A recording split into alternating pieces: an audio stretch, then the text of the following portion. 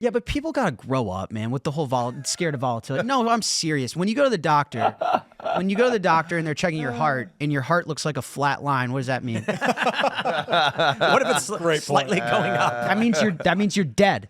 That means you're dead. So volatility is life, right? Like the central banks have tried to suck volatility out of this world and price control everything. Volatility is life. If you want to be a man and you want to own the future of this world, then own something that's got life in it. Don't be a bitch. Sorry. But you were completely correct. And the issue is the stability of the dollar is an illusion to the average person. Yes. Correct. They look at their bank account and they see $100 and like, I have $100. They're not tracking the price of everything else. Because if they were, they'd be like, the dollar's going like this, like crazy. Yeah. The fact that overnight oil could jump 30% or whatever, and then all of a sudden all your prices are skyrocketing. We end up seeing that in the past 4 years with inflation. The cost of goods became erratic. They spiked. And everybody, they interview these people on the streets and they're like, I can't afford eggs right now. Yes. That's because your dollar is volatile and erratic.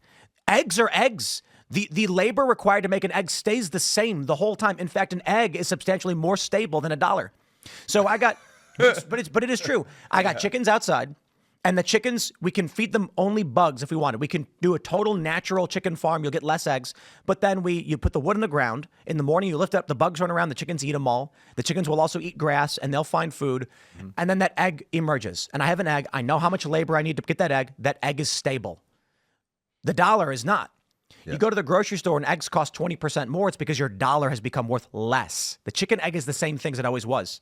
Yeah. Same calories, same bird, same everything. Hey, I want to circle back to your the strategic Bitcoin reserve that you brought up. We got distracted. Who knows what happened? We're having fun.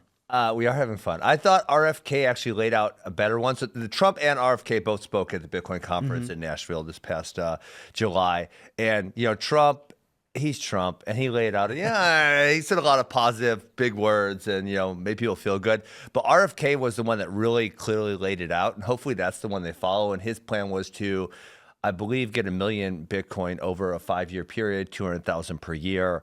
And, the thing that Michael Saylor just brought up was, what if we started selling our gold in order to buy Bitcoin? Because Bitcoin is essentially gold 2.0. Well, and I actually loved it. I thought, let's get it faster. Let's sell some gold. And then, honestly, if you're the first country who does it, you kind of screw all the other countries. Well, gold. El Salvador, aren't they doing this? Well, they're going to start mining. Right. But so they discovered, like $1 trillion in untapped gold reserve mines, 3 trillion. And then someone tweeted, like, what would El Salvador, what could they possibly do with this gold? And then I think Nayib Bukele posted a picture of like a Bitcoin price tracker, like they're going to start converting to Bitcoin. Yes. Yeah. I mean, I think... Well, so first of all, Senator Lummis of Wyoming, shout out Senator Lummis, unbelievable Bitcoin advocate, tremendous. That's her bill, by the way. The Bitcoin Act is that you're going to take the excess reserves from the Fed banks, which is in gold, and you're going to build a Bitcoin position with that. And it's 1 million Bitcoin is the target. I also know Trump is looking at a day one executive order. Sorry. Day one executive order for a Bitcoin reserve for the United States? Yeah, but so I know that there's people looking at the Dollar Stabilization Act is it gives the president wide discrepancy to protect the dollar, and there's potential to use a day one executive order to purchase Bitcoin. It wouldn't be at the size and scale of 1 million coins, but it would be a significant position, and it'd be a message that the United States, listen, here's what I think isn't talked about enough about the strategic reserve, is it's the first, I think it's one of the biggest economic announcements if it happens in American history, but it's the first positive one. Why is no one talking about that? The U.S. made a really big economic announcement in 1933. What was it? We're taking all your property, right? We're confiscating your stuff. Yep. They made a big one in 1971. What was it? We're divorcing ourselves from the gold standard, divorcing ourselves from the immutable laws of Mother Nature. We're printing money. They made a big one in 2008. What was it? We're bailing out all the bad actors. We're not letting consequences follow through. We're not letting the business cycle finish. If Trump makes one, it's a positive one. For the first time ever, it's not defensive. It's not reactionary. It's pro-technology, pro-growth.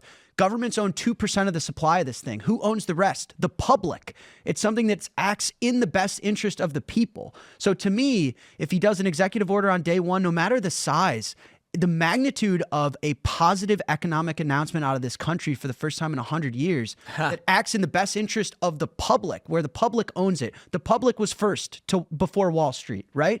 Like, why is no one talking about that? They call him, what, a terrorist instead or whatever, but that's, to me, that's the message. Well, and it's a great point. It's inspiring. Yeah. With the market cap right now at 2.12 trillion, if Donald Trump signs an executive order and buys a substantial amount, between 100 and 500 billion dollars, I think that could be somewhere in north of or somewhere around 4 or 5 million Bitcoin. It's going to make millionaires overnight. Well, I don't know if he'd be able to buy that many Bitcoin because, like I said, there's a lot of people who just aren't going to sell. And so, yeah, you're going to have to the price. I mean, I might sell, I don't know, if it gets to 500,000, I might sell a Bitcoin or something, but I have no need to sell any. You don't need to sell. Then. Yeah. So, No, but even then, you can sell when you need to buy something. Exactly. Well, what are you selling into? Yeah. Like, you better have a plan for it. Yes. Because if your plan is to just go back to the system that we're trying to exit, right? I mean, Well, obviously, I would never sell all of my. So to this point, I've never sold any of my Bitcoin, zero. And then moving forward, it's like, again, what are you going to exit into? You better have a plan for it.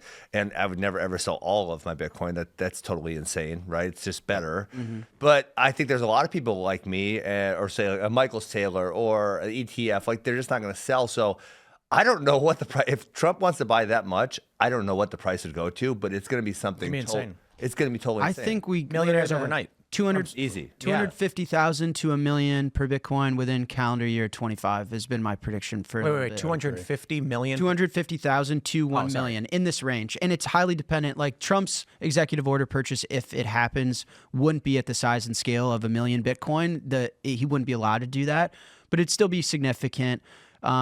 I think Bitcoin's got at least a 3 to 10x in it from here over the next 12 months. I agree. I think Max Kaiser raised his target to 2.2 million. Shout out Max. But Max is always on the higher end. He's a little hyperbolic, certainly. Yeah, exactly. Yes. But I think what people need to consider is El Salvador. Mm-hmm. Here's what's really fascinating about El Salvador. Nayib Bukele gets in, and he turns El Salvador into a first world nation of wealth and prosperity. Crime is gone. Yes. They had this big celebration recently. They opened the library. Bitcoin hitting 100,000. He's posting the National Reserve and how much money they've made. Yeah. And I was playing poker over at National Harbor in D.C. Mm-hmm. Guy to my left was from El Salvador, and I forgot how the conversation came up, but he goes, "We're actually going back home."